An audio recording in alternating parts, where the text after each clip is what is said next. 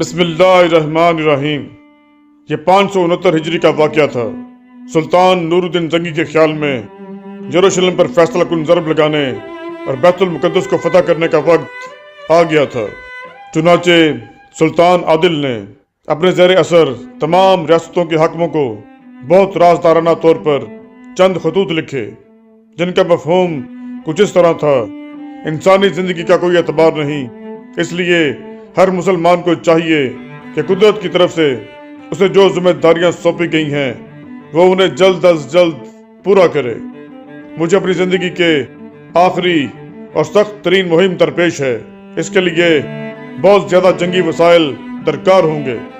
میں جاننا چاہتا ہوں کہ تم اپنی ریاست کے خزانے سے کس حد تک میری مالی مدد کر سکتے ہو۔ ان خطوط کے ساتھ ہی سلطان نور الدین زنگی نے اپنے ایک خاص امیر موفق کو مصر روانہ کیا تاکہ وہ صلاح الدین ایوبی سے مصر کی 5 سالہ آمدنی اور خرچ کا حساب طلب کرے اور مصر کے وزیر اعظم سے پوچھے کہ وہ بیت المقدس کی جنگ میں اپنے خزانے سے لشکر اسلام کی کتنی مدد کر سکتا ہے۔ مصر پر حکومت کرتے ہوئے سلطان صلاح الدین ایوبی کو 5 سال ہو چکے تھے۔ جیسے ہی امیر موفق بن کیسرانی سلطان نور الدین زنگی کا خط لے کر مصر پہنچا، سلطان صلاح الدین ایوبی نے محکمہ مالیات کے تمام کارندوں کو مصر کی آمدنی اور اخراجات کا مکمل حساب تیار کرنے کا حکم دے دیا۔ ادھر سلطان نور الدین زنگی کے خاص امیر بیت المقدس کی جنگی مہم کے لیے دن رات وسائل جمع کرنے میں مصروف تھے، اور ادھر دمشق میں عید الفطر کے دوسرے دن سلطان عادل اپنے عمرہ کے ساتھ گھوڑے پر سوار ہو کر میدان اکثر گئے۔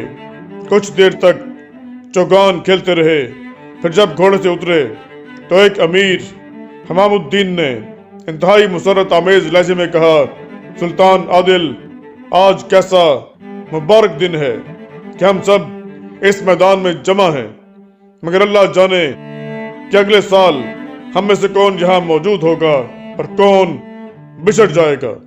جواباً سلطان نور الدین نے مسکراتے ہوئے انتہائی شگفتہ لہجے میں کہا: 1 سال تو بہت طویل عرصہ ہے، ہم تو یہ بھی نہیں کہہ سکتے کہ ہم اگلے مہینے اس میدان میں جمع ہوں گے یا نہیں۔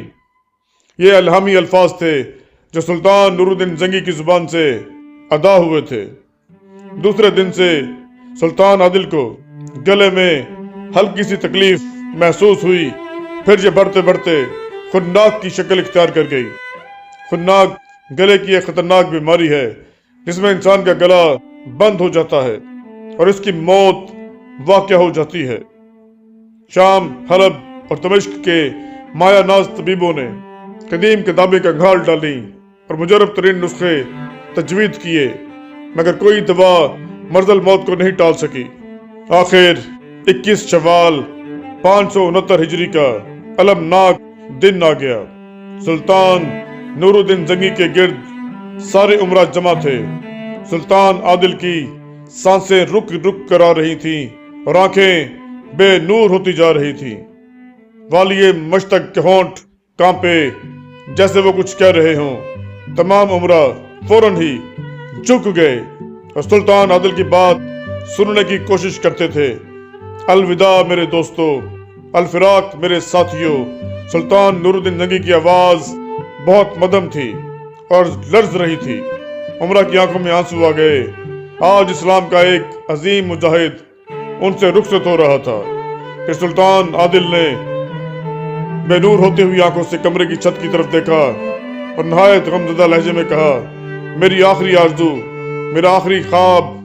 چند قریبی عمرہ کی آنکھوں سے پہلے والی آنسوؤں میں اور تیزی آ گئی۔ وہ بخوبی جانتے تھے کہ سلطان عادل کا آخری خواب کیا تھا۔ کچھ دیر کے لیے سلطان نور الدین زنگی نے آنکھیں بند کر لی تھی۔ طویل سمجھے کہ سلطان عادل کی روح پرواز کر گئی ہے، مگر جب انہوں نے نبض دیکھی تو ابھی زندگی کے آثار باقی تھے۔ سلطان عادل نے دوبارہ آنکھیں کھولیں۔ ایک بار پھر ہونٹوں کو جنبش ہوئی۔ عمرہ نے فوراً ہی کان لگا دیے: صلاح الدین کو میرا سلام پہنچا دینا اور اسے اس کا وعدہ بھی یاد دلا دینا सुल्तान नूरुद्दीन रुक रुक कर बोल रहे थे। अमीर हमामुद्दीन ज़ारो कतार रो रहा था। उसने सुल्तान आदिल से सवाल किया, कैसा ख्वाब? नूरुद्दीन जंगी ने आंखें बंद कर ली, मगर होंठ कांप रहे थे। वो खूब जानता है। इसके बाद सुल्तान आदिल ने कलमा तैयबा पढ़ा और दारे फानी से रुखसत हो गए। सुल्तान नूरुद्दीन जंगी की वफात की खबर सुनकर दमिश्क में कहराम बरपा हो गया। लोग गिरिया जारी करते हुए अपने घरों से बाहर निकल आए। इस मर्द मुजाहिद का जनाजा मैदान अक्सर में रखा हुआ था, जहां इस्लाम का अजीम सिपा सालार चौगान खेला करता था। दमिश्क के बाशिंदे रोते हुए आते थे और नमाज जनाजा पढ़ के मैदान से निकल जाते थे, ताकि दूसरे लोग इस सादत में शरीक हो सकें। इस तरह हजारों अहले ईमान ने सुल्तान नूरुद्दीन जंगी की नमाज जनाजा कई बार पढ़ी। फिर इस अजीम मुजाहिद को मस्जिद नूरिया में सुपुर्द खाक कर दिया गया, जिसे सुल्तान नूरुद्दीन जंगी ने बड़े ही ज़ौक़ शौक़ के साथ अपनी ज़ाती निगरानी में तामीर करवाया था, जहां सैकड़ों तालिब इल्म हदीस व फ़िक़्ह की तालीम हासिल करते थे। सलाहुद्दीन अयूबी ने सुल्तान आदिल के कारिंदे अमीर मुफ़िक बिन कैसरानी को अपने 5 साला दौरे वजारत का तमाम हिसाब समझाया। फिर जब वह मुतमईन हो गया तो सलाहुद्दीन अयूबी ने सुल्तान नूरुद्दीन जंगी के लिए कीमती तोहफ़े दिए और उसे रुखसत करने के लिए काहिरा की सरहद तक आया। लेकिन अमीर मुफ़िक अभी रास्ते ही में था कि सुल्तान आदिल का इंतकाल हो गया। फिर जब इस वाक़े की खबर मिस्र पहुंची तो सुल्तान सलाहुद्दीन अयूबी उस वक्त दरबार में था और अपने उमरा से खिताब कर रहा था। ये खबर सुनते ही चंद लम्हों के लिए सलाहुद्दीन अयूबी पर सख्त तारी हो गया। फिर वो तख्त से उठा। हाज़रीन दरबार ने देखा सलाहुद्दीन अयूबी ज़ारो कतार रो रहा था और बार बार ये अल्फाज दोहरा रहा था, हाय मेरे आका, हाय मेरे सरदार, अल्लाह आप पर अपनी रहमतें नाजिल करे। हाज़रीन दरबार भी उदास थे और बाज़ उमरा जो सुल्तान आदिल के मुकाम को समझते थे वो भी इस तरह रोने लगे जैसे उनका बाप उनसे बिछड़ गया हो। सुल्तान नूरुद्दीन जंगी ने 58 साल की उम्र में वफात पाई और 28 साल इस्लामी मुसव्वात के साथ हुकूमत की।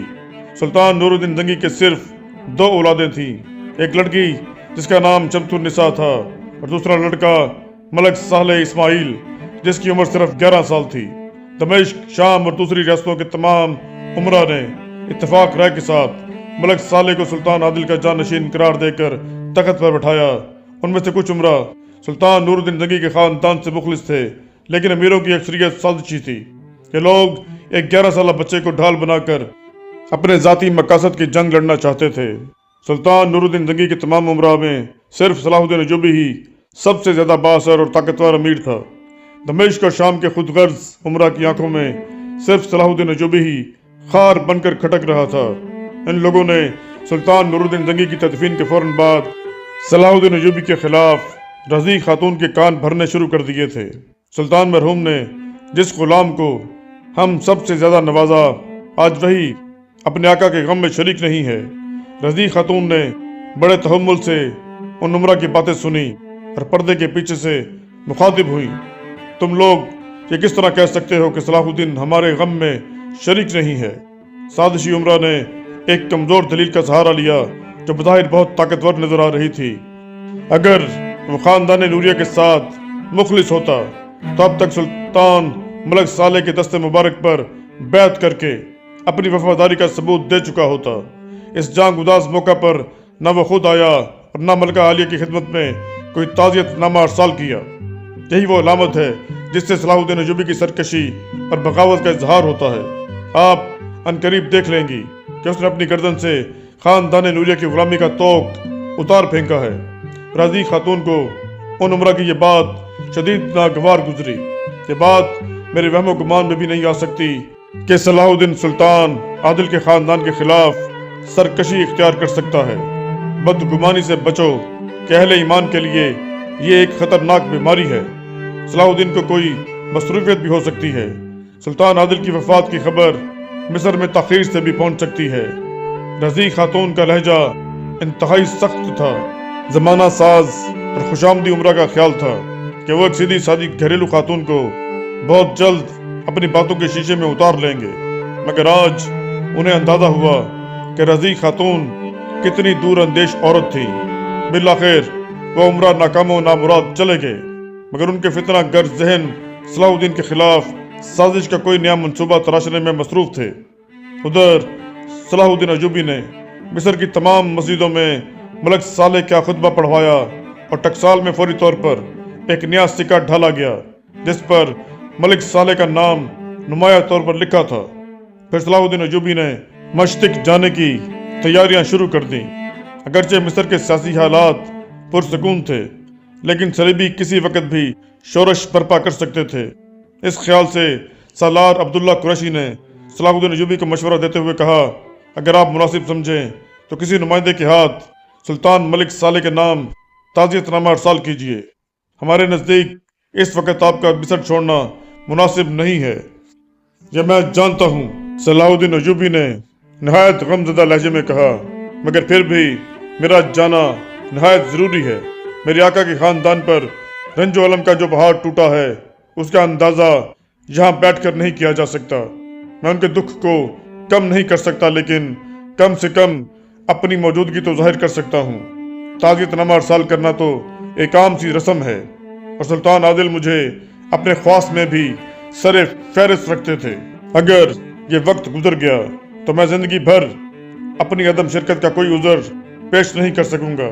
ہو سکتا ہے کہ دمشق اور شام کے لوگ میرے اس عمل کو احسان فراموشی سے تعبیر کریں، اور میں اس تانہ زنی کے ساتھ زندہ نہیں رہنا چاہتا۔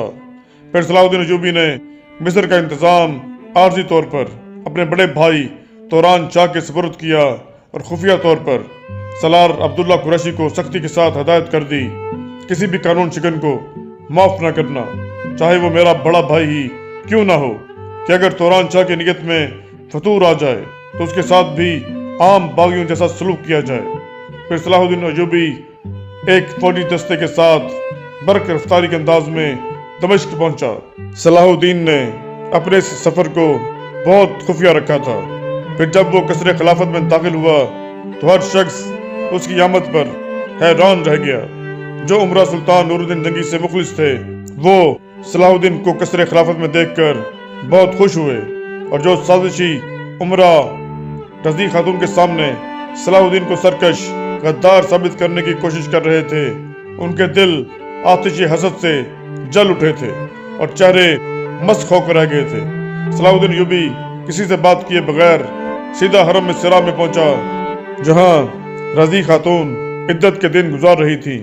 صلاح الدین سلطان عادل کے گھر کے ایک فرد کی طرح تھا۔ رضی خاتون اس سے پردہ نہیں کرتی تھی۔ صلاح الدین ایک بیٹے کی طرح گھٹنوں کے بل ان کے سامنے جھک گیا اور زارو قطار رونے لگا۔ رضی خاتون نے مادرانہ شفقت کے ساتھ اس کے سر پر ہاتھ رکھ دیا اور خود بھی رونے لگی۔ مجھے یقین تھا کہ تم ضرور آؤ گے۔ دوسرے دن عجیب منظر تھا جب 11 سالہ سلطان ملک صالح دربار میں داخل ہوا۔ اس کے پیچھے صلاح الدین ایوبی تھا اور بعد میں دوسرے عمرہ۔ صلاح الدین نے خم ہو کر ملک صالح کو تخت پر بیٹھنے کا اشارہ کیا۔ جب ملک صالح تخت پر بیٹھ گیا تو صلاح الدین نے دائیں جانب 10 بستہ کھڑے ہو کر حاضرین دربار سے خطاب کیا۔ اس کے آنسو بہہ رہے تھے اور آواز شدت جذبات سے بھرائی ہوئی تھی۔ آج ہم اہل درد کے لیے یہ سب سے زیادہ جاں گداز گھڑی ہے کہ سلطان عادل ہمارے درمیان موجود نہیں ہیں، مگر پھر بھی یہ مقام شکر ہے کہ ہم آقا زادے سلطان ملک صالح کی شکل میں اپنے مرحوم آقا کو دیکھ رہے ہیں۔ میری دعا ہے کہ آقا کی یہ نشانی تار دیر سلامت رہے اور پرچم نوری کے سائے میں تمام ملت اسلامیہ متحد ہو جائے۔ یہ کہہ کر صلاح الدین کچھ دیر کے لیے خاموش ہو گیا۔ پورے دربار پر گہرا سکوت طاری تھا۔ سلطان مرحوم کے وفادار زارو قطار رو رہے تھے۔ مختصر سی خاموشی کے بعد صلاح الدین کی پرجلال آواز دوبارہ گونجنے لگی۔ بادشاہ، اچھی زمین میں اچھے پھل کے لیے بیج ہوتے ہیں۔ اللہ سے ڈرتے رہو اور اپنی صفوں میں کسی قسم کے اختلاف کو داخل نہ ہونے دو کہ دشمن اس سے فائدہ اٹھائے گا، اور وہ نعمتیں جو زمانے نے عاجز ہو کر ان کے حقداروں تک پہنچائی تھیں ان سے چھن جائیں گی۔ تم سیسا پلائی ہوئی دیوار اور ایک دوسرے کے دست و بازو بن جاؤ۔ ایسے دلوں کی شکل میں ڈھل جاؤ جن میں ایک دوسرے کے لیے سراسر شفقت محبت ہو۔ ایسی تلواریں بن جاؤ جو ایک نیام میں یکجا ہو جائیں۔ یاد رکھو کہ کفر اسلام پر حملہ آور ہونے کے لیے متحد ہے۔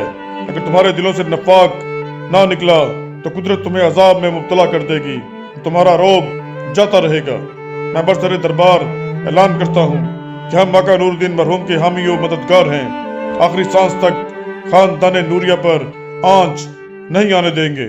ہر حاضر و غائب پر واضح رہے کہ جو ہمارے آقا ملک صالح کی مخالفت کرے گا، ہماری تلواریں اس کے خلاف نیام سے باہر آ جائیں گی۔ یہ کہہ کر صلاح الدین ایوبی نے اپنی تلوار ملک صالح کے قدموں میں رکھ دی اور جھک کر نئے سلطان کے ہاتھ کو بوسہ دیا۔ پورا دربار آفرین اور مرحبا کے نعروں سے گونج اٹھا۔ یہ منظر دیکھ کر مخالفین کے چہرے سیاہ ہو گئے تھے۔ رضی خاتون پردے کے پیچھے سے اپنے نوعمر بیٹے کی تخت نشینی کی رسم دیکھ رہی تھی۔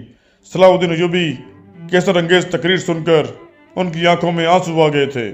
اللہ تمہاری حفاظت کرے، تم نے وفاداری کا حق ادا کر دیا۔